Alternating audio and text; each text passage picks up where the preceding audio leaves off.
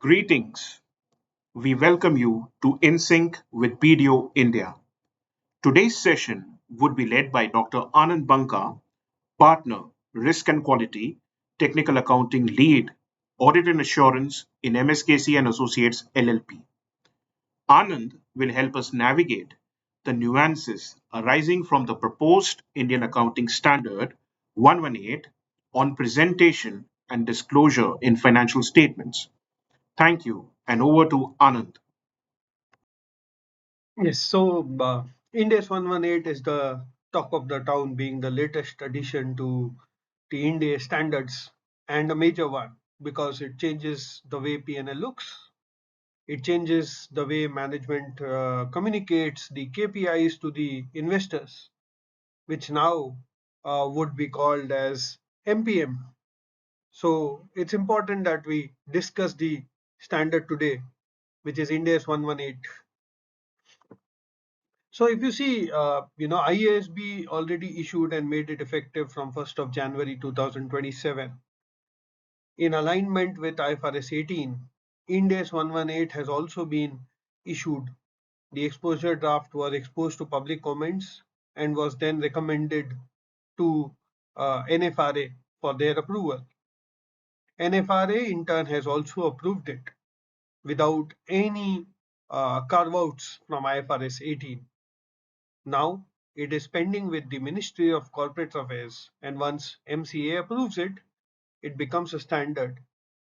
As per the draft approved by NFRA, Ind AS 118 is applicable from 1st of April 2027 with an option to apply it from 1st of Jan 2027 for groups having international holding companies or international businesses wherein they have some entities reporting from 1st of January or having a calendar year, and hence to align with the holding companies, an option has been provided to apply from 1st of January. But otherwise, for normal Indian companies, it would be applicable from 1st of April 2027. Now, NFRA has also suggested, because in Indian scenario, Schedule 3 provides the format of balance sheet P&L, and like I said, Ind AS 118 amends the way P&L looks. Hence, it is important that Schedule 3 also is revised. While the way currently Schedule 3 has been drafted, the standards will override Schedule 3, and hence it is not a roadblock as such for implementation of Ind AS 118. But given that Schedule 3 has to align with Ind AS after all, hence Schedule 3 needs to be revised accordingly. As far as SEBI LODR is concerned, SEBI LODR also mentions that now the format of the results would be aligned with the annual reporting, the annual financial statements, which is in line with Schedule 3 and Ind AS, and hence SEBI LODR does not need any revision as such. So like I mentioned, Ind AS 118 is applicable from 1st of April 2027. So for listed company, the first quarter when it would be applied would be from June 30, 2027, the first quarter ending June 30, 2027. And the standard is applicable from retrospective effect. That means the prior period would also be restated in accordance with Ind AS 118. So basically, you will have to apply it from the current running year, which is 1st April 26 to 27, which will be the comparative year for the April 27 to March 28. So in the first quarter itself, which is 30th June 27, the comparative period, which is 30th June 2026, will also have to be restated. Let's now discuss the key impacts of Ind AS 118. So Ind AS 118 replaces Ind AS 1, and hence let's compare Ind AS 1 with Ind AS 118. There are three major areas where the changes are. The first one is categorization of income and expense. The second one is subtotals. and the third one being MPMs, management defined performance measures. So within the categorization, earlier there were no strict categories, but now Ind AS 118 requires P&L to be categorized similar to cash flow statement into operating, investing, financing, and then the other last two categories being income taxes and discontinued operations. So now your P&L will have operating, then investing, financing, and then income taxes, and finally discontinued operations. The OCI continues as is without any changes. Then there are additional subtotals which have been added. For example, operating profit before interest and taxes. This line is an example of various subtotals which have been added now, which were not there under Ind AS 1. And then MPMs. Earlier, there was no requirement to give a reconciliation of the KPIs or management defined performance measures. Now, under notes, you will have to give a reconciliation of the KPIs or the MPMs as we call it with the P&L line items. So you'll have to reconcile it, and since it will become part of the notes, it will also have to be audited. Let's discuss the 5 categories now. Largely, we'll concentrate on the top 3 categories, which is operating, investing, financing. Income tax being income tax, there is no special item except for those items falling in Ind AS 12 as income taxes, and discontinued operations are again similar to what falls into Ind AS 105 as discontinued operations. So we'll concentrate more on what is operating, investing, and financing categories. So as mentioned earlier, Ind AS 118 requires an entity to classify all items of expenses into 5 categories, all items of income and expenses into 5 categories in P&L: operating, investing, financing, income tax, and discontinued operations. Let's discuss these categories now. So as I had said, we'll discuss the 3 main categories, which is operating, investing, financing. The operating category includes income and expenses, which are from entities' main business activities. Now, the standard Ind AS 118 classifies or identifies 2 major main business activities. One, which is into lending, investing like banks and BFCs, and the others are all others. Okay, so for all others, your manufacturing, trading, service, whichever category you will fall, whichever business activity is your main business activity, from all those main business activities, income and expenses will be categorized as operating category. Even for banks and NBFCs, where their main business is lending or investing, the income and expenses would fall into operating category. For all other companies, income and expenses related to lending or borrowing or investing would either fall into investing or financing. So basically, your main business activity determines what goes into operating category. Something which is investing or financing for a normal company might be operating for banks or NBFCs. So you first identify what is your main business activity. For a consolidated financial statements, there can be multiple main business activities, and for each main activity which you have, main business activity, income and expenses from that, all those main business activities will be classified into operating category. Okay. Investing and financing categories are very, very specifically defined. So in a way, the operating category also becomes a residual category. So one, all incomes and expenses from main business activity goes into operating.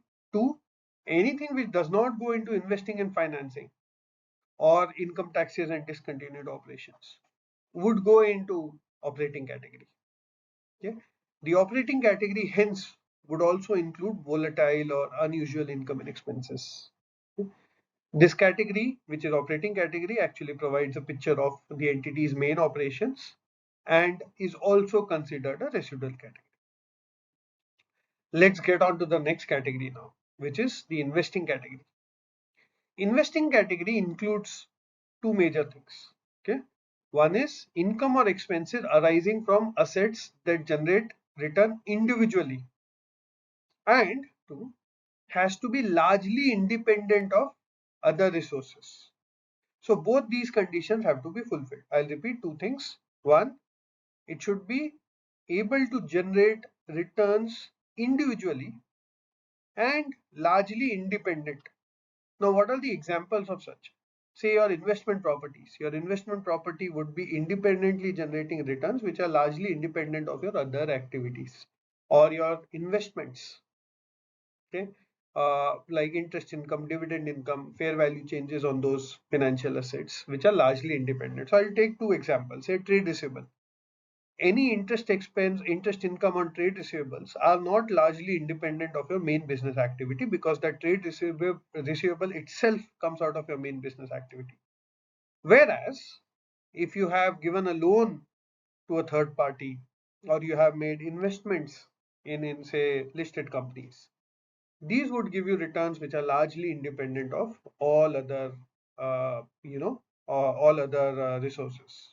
So it has to be independent of all other resources and individually able to generate returns. So this is very finely defined uh, category, investing category. Similarly, financing category is also very finely defined category.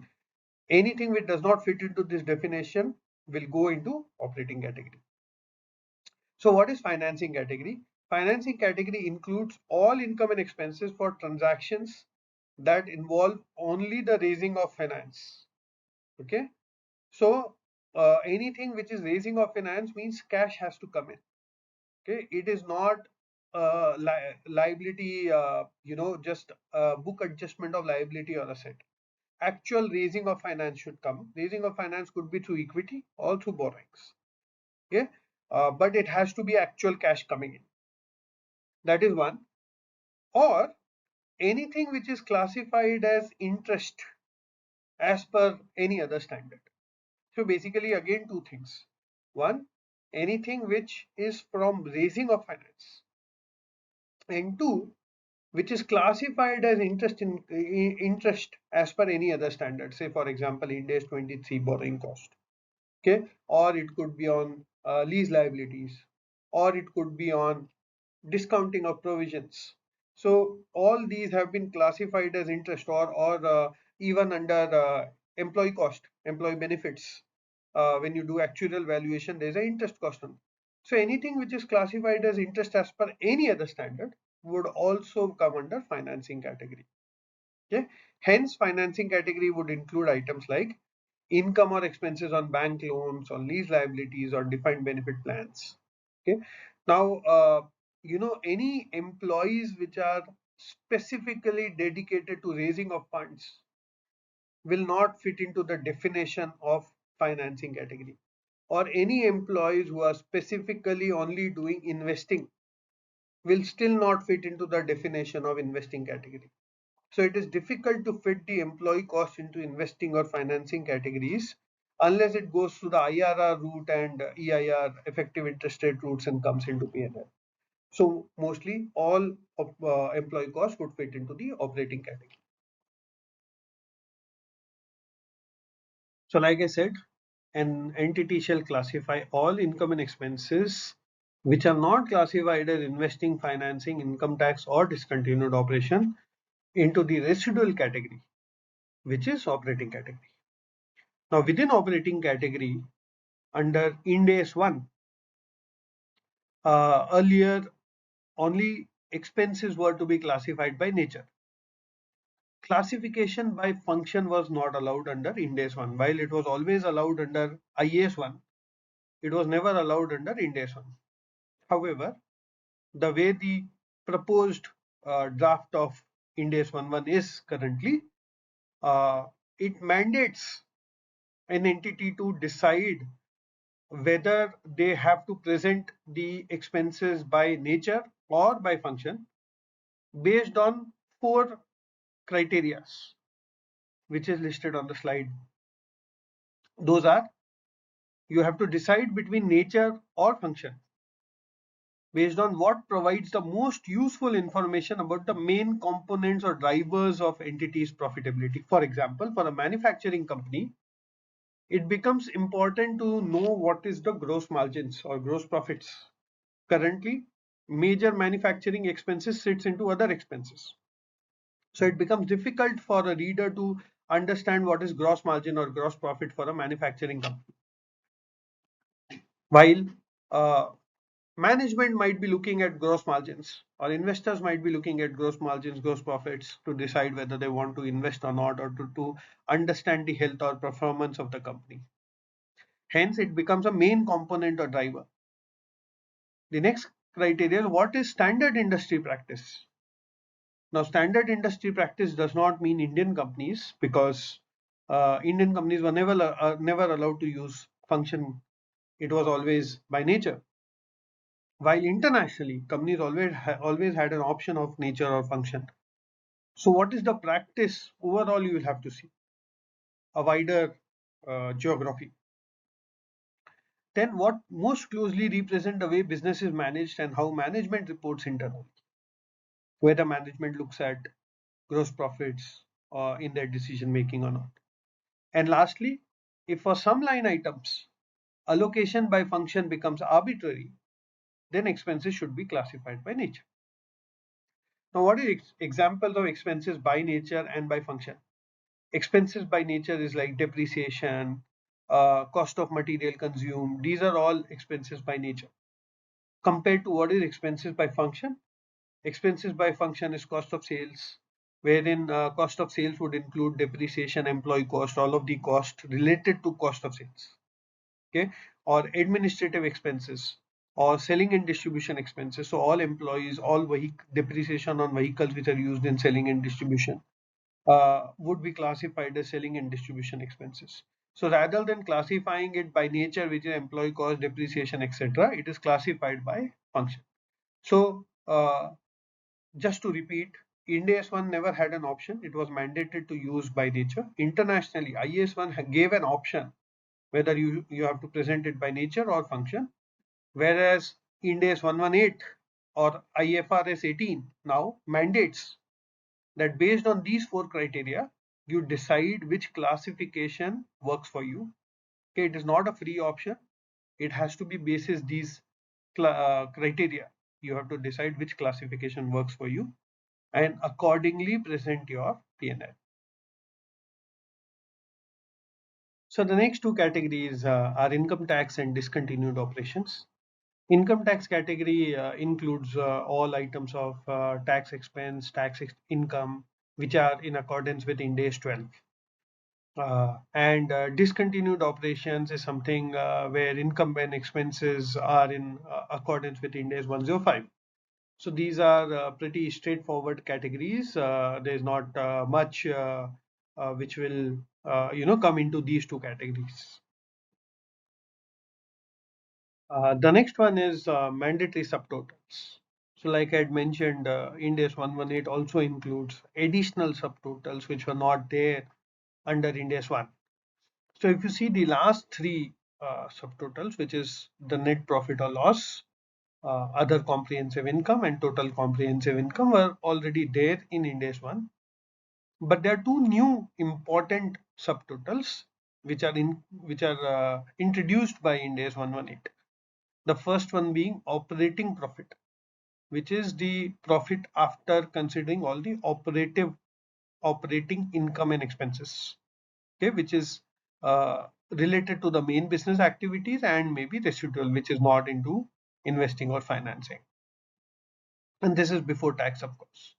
And then the other subtotal is profit or loss before financing and income tax, which generally, companies present EBIT, earnings before interest and tax. Here, they have used the word profit or loss before financing and income tax to keep the EBIT away in a way that companies have freedom to define what EBIT means for them and then give a reconciliation in the notes, which would of course be audited now. So we just wanted to show a snapshot of how the P&L will look now under Ind AS 118. If you see the leftmost table, which is the existing format, if you see the middle one, which is by nature, the new format, but by nature, which is, if you see, the first is operating, and then there's investing, and then there's financing, followed by tax and discontinued. And within operating, if you see, you will find some of the items which were not earlier under operating, or which was earlier separately classified. That is the change. You will have to do some items up and down. For example, earlier other income might have included interest income and very different kind of incomes which are not revenue. All other income would sit into other income, but now in investing income would sit into investing categories, so it is little different from what we had. Similarly, if you see the last table, which is by function, you will find the word gross profit. So cost of sales and gross profit, and then you will have expenses by function, S&D, research, etc., which will lead to operating profit. And then investing and financing remains same. The last topic now would be MPMs, which is management defined performance measures. So MPMs are basically subtotals of income and expense. So these are not KPIs related to balance sheet. These are only KPIs which are related to income and expenses that an entity uses in public communications, like your investor presentations, or an entity uses as management's view of an aspect of financial performance of an entity as a whole. For example, EBITDA or adjusted EBITDA or EBIT. So there are various KPIs that management would use to explain the financial performance. And these are not specifically required to be disclosed by any other standard or maybe any other law. So these are management voluntarily presenting to their investors to showcase their performance. So now these MPMs will have to be reconciled with a financial statement line item, P&L line item, and that reconciliation will have to be presented in the notes. So basically, it would be audited as such. So that's about Ind AS 118. Thank you so much for listening to me today.